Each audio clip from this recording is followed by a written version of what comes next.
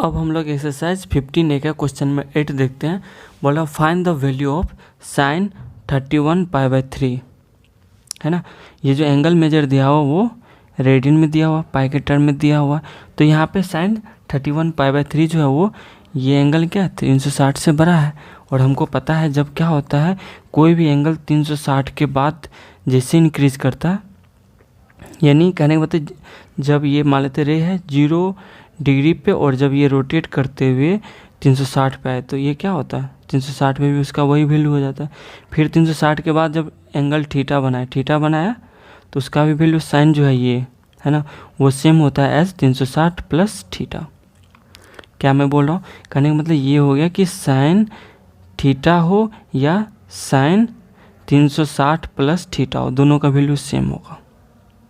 Theta का मतलब कुछ एंगल होगा, यहाँ पे 30 हो, या तो एक बार रिवॉल्व करके आकर 360 डिग्री प्लस 30 बनाए तो भी उसका वैल्यू क्या होगा सेम होगा।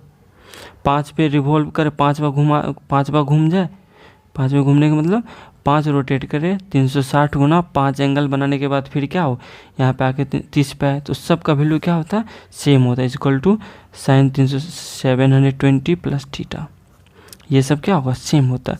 कहने का क्या मतलब यहाँ से हुआ हमारा साइन 360 गुना कोई भी मल्टीपल रोटेट कर रहा है तो हम मान लेते हैं एन क्या है, जैसे यहाँ पे वन बार क्या, यहाँ पे 2 बार क्या, कहीं पर 3 बार क्या, तो 360 into n plus theta equal to क्या होता है साइन थीटा होता है। इसका मतलब यहाँ समझे थीटा का मतलब यहाँ पे 30 डिग्री बनाए, या तो 0 से स्टार्ट करके थीटा बनाए या पूरा रिवॉल्व करके 2 बार 4 बार 5 बार रिवॉल्व करने के बाद भी जाके यहाँ पे क्या थीटा एंगल बनाएगा। तो ये क्या होता है sine 360 into n plus theta is equal to sine theta. चूँकि यहाँ पे हमारा क्या है रेडियन में दिया हुआ तो इसको हम इस तरह से लिखते हैं, एक तरह से एज ए फॉर्मूला होता है sine 2 pi into n plus theta जो होता है वो हमारा क्या होता है साइन थीटा के बराबर होता है।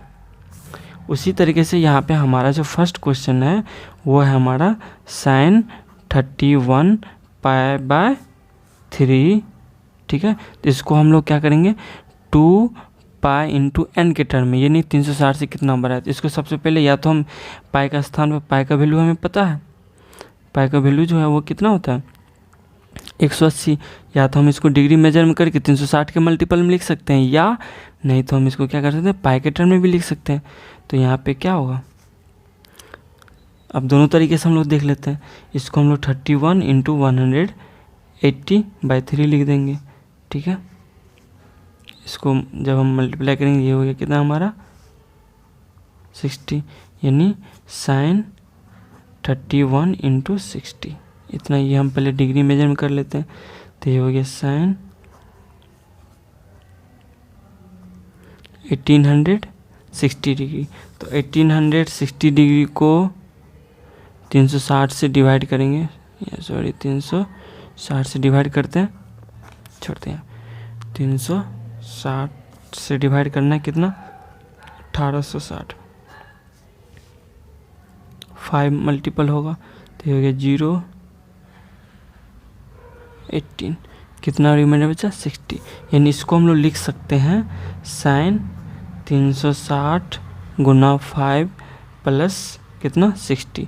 तो यहाँ से हमने देखा यहाँ पे 360 इंटू एन, ये क्या हुआ ये जो है 5 राउंड रिवॉल्व किया तब जाके यहाँ से क्या हुआ 5 राउंड रिवॉल्व करने के बाद फिर यहाँ पे 60 डिग्री एंगल बनाया। तो ये उसका भी वैल्यू सेम होगा, जहाँ चाहे वो 0 से स्टार्ट करता या 10 बार घूम के भी आया तो भी उसका क्या होगा साइन वैल्यू या कॉस वैल्यू क्या होगा सेम ही होगा। तो यहाँ से हम कह सकते हैं इक्वल टू क्या हो जाएगा ये हमारा साइन 60 डिग्री हो जाएगा। तो साइन 60 का वैल्यू होता है √3/2। तो यहाँ से हम कह सकते हैं ये जो हो गया हमारा साइन कितने के बराबर 60, साइन 60 का मतलब क्या होता है π/3, और ये जो होता है हमारा √3/2 होता है, ठीक है। पाई के टर्म में भी लिख सकते थे, यहाँ देखते हैं, ठीक है।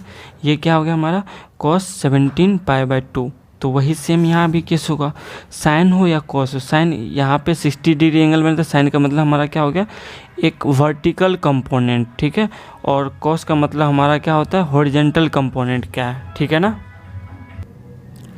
तो यहाँ पे हमारा क्या है cos 17π/2, तो इसको हम लोग क्या कर सकते हैं, cos 17π/2, तो इसको डिवाइड करें 17 में तो ये हो जाएगा 8 होल 1/2π, तो इसी को हम लोग लिख सकते हैं, क्या लिख सकते हैं, 17π/2 को हम लोग क्या लिख सकते हैं, 17/2, ये क्या आप सिंपली ये समझिए कि 17/2π, ठीक है। तो इसको लिख सकते हैं 17 को हम लोग लिख सकते हैं 8 होल 1/2π, ठीक है ना। तो ये हो गया हमारा cos 8π प्लस 1/2π, ठीक है। तो ये हो गया 8π को हम लोग लिख सकते हैं cos 2π इंटू 4 प्लस 1/2π, ठीक है ना।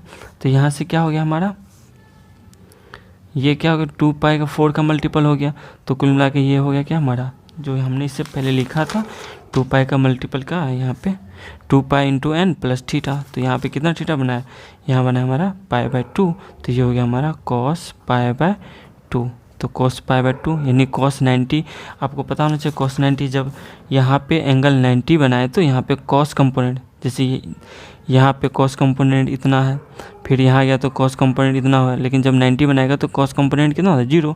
आपको पता होना चाहिए cos 90 इक्वल टू क्या होता है, 0, और cos 0 इक्वल टू 1 होता है। तो यहाँ से क्या हो गया cos 19π/2, मतलब ये कितना हो गया 0, ये हमारा वैल्यू है। तो ये क्या हो गया, ये हो गया हमारा cos π/2 के बराबर, जो कितना होता है 0 का वैल्यू। यहाँ 0 डिग्री नहीं लिखेंगे चूँकि रेशियो है, तो ये हमें 0 बताएगा, ठीक है। अब यहाँ पे है tan -25π/3, तो यहाँ भी समझना होगा कि माइनस में होगा तो क्या होगा यहाँ पे, ठीक है। जैसे हमको ये एक चीज़ पता है, क्या है कि साइन माइनस थीटा जो होता है वो क्या होता है हमारा माइनस साइन थीटा, जब cos माइनस थीटा होता है तो वो क्या होता है हमारा cos थीटा। ये क्या मतलब होता है देखते हैं। क्या है ना कि जब हमारा यहाँ से पॉजिटिव 30 डिग्री बनाया, 30 डिग्री एंगल बनाया, तो क्या होता है हमारा हॉरिजॉन्टल कंपोनेंट जो होता है वो हमारा पॉजिटिव होता है। लेकिन यहीं पे जब ये नेगेटिव साइन का मतलब क्या होता है, ये जो है हमारा साइन माइनस थीटा, यानी एंगल जो है वो मेजर हुआ है किस में, क्लॉकवाइज डायरेक्शन में, है ना। ये क्या होता है हमारा एंटी क्लॉकवाइज, और ये हमारा क्लॉकवाइज। जब एंगल का मेजर क्लॉकवाइज डायरेक्शन हो तो वहाँ पे एंगल जो होता है वो नेगेटिव होता है। देखिए यहाँ पे जब क्या हो गया, जब हमारा ये यहाँ पे मान लेते 30 नहीं 60 बना और इधर -60, तो -60 के लिए इसका जो हॉरिजॉन्टल कंपोनेंट वो पॉजिटिव रह जाता है, लेकिन यहाँ पे जो वर्टिकल कंपोनेंट होता है साइन के केस में माइनस थीटा के लिए वो क्या होता है निगेटिव होता है, इधर आ जाता है। यहाँ पे ध्यान से एक बार फिर से फटाफट समझते हैं। ये मान लेते हैं हमारा क्या है एक्स एक्सिस है, यहाँ से हमारा रे इधर गया 60 डिग्री में, और ये तो क्या होगा प्लस में होगा 60 डिग्री, लेकिन जब मेजर क्या हुआ क्लॉकवाइज डायरेक्शन में, यहाँ पे गया -60 डिग्री बनाया। इस केस में हमारा जो कॉस होता है ये क्या होता है पॉजिटिव होता है, और इस केस में भी क्या होता है हमारा पॉजिटिव होता है। लेकिन इस केस में वर्टिकल कंपोनेंट जो है ये पॉजिटिव होता है, लेकिन इस केस में ये जो वर्टिकल कंपोनेंट है वो नेगेटिव, क्योंकि ये नेगेटिव इधर चला गया तो नेगेटिव होता है। जबकि दोनों केस में कॉस जो हो गया वो हमारा पॉजिटिव ही हो गया। तो यहाँ से हम ये कहते हैं, क्या कहते हैं, साइन माइनस थीटा जो हो गया वो माइनस साइन थीटा होता है, नेगेटिव हो जाता है, और cos minus theta equal to cos theta होता है। कॉस थीटा मतलब पॉजिटिव ही रहता है। जो यहाँ पे 60 का जो वैल्यू होगा, 60 का जो कॉस कंपोनेंट होगा वही -60 का भी ये सेम होगा। लेकिन जब साइन की बात करेंगे पॉजिटिव जो ये वैल्यू आएगा वही होता है इसका भी मैग्नीट्यूड, बस ये नेगेटिव होता है। तो इसलिए हम लोग क्या करते हैं, वो क्या होता है हमारा साइन थीटा ही होता है, बस माइनस लगाते हैं कि वो जो होगा मैग्नीट्यूड वो नेगेटिव होगा, इसलिए माइनस थीटा लगाते हैं। सेम केस होता है tan माइनस थीटा में, तो tan माइनस थीटा हो या tan थीटा, तो tan थीटा क्या होता है हमारा sine theta by cos theta, है ना। तो इसी तरह से अगर tan माइनस थीटा है तो हम लिखेंगे sine minus theta by cos minus theta लिखेंगे। तो यहाँ से क्या होता है, ये होता है हमारा साइन थीटा, चूँकि sine minus theta equal to minus sine theta और cos minus theta equal to cos theta, तो यहाँ से क्या होता है हमारा माइनस tan थीटा, ठीक है। ये माइनस बाहर लेंगे तो ये साइन बाय कॉस मतलब tan थीटा। यहाँ से हम क्या कर दिए, tan minus theta is equal to minus tan theta, ठीक है। अब यहाँ से हम लोग इसको देखते हैं, तो tan minus theta is equal to क्या हो गया, माइनस tan 25 पाई बाय 3, ठीक है। इसको करेंगे तो ये हो गया मेरा माइनस tan, ये 25/3 है, तो ये हो गया 8 होल 1/3 पाई, यानी इस तरह से भी लिख सकते हैं, है ना। या तो आप यहाँ पे 8 पाई प्लस कर देते हैं, तो ये क्या हो गया, ये हमारा 2 पाई का मल्टीपल हो गया, तो ये इक्वल टू हो गया माइनस tan π/3, ठीक है। तो π/3 मतलब कितना, 60, तो ये हो गया हमारा -√3, ठीक है ना, क्योंकि π/3 मतलब 60 का वैल्यू √3 और ये माइनस है तो -√3।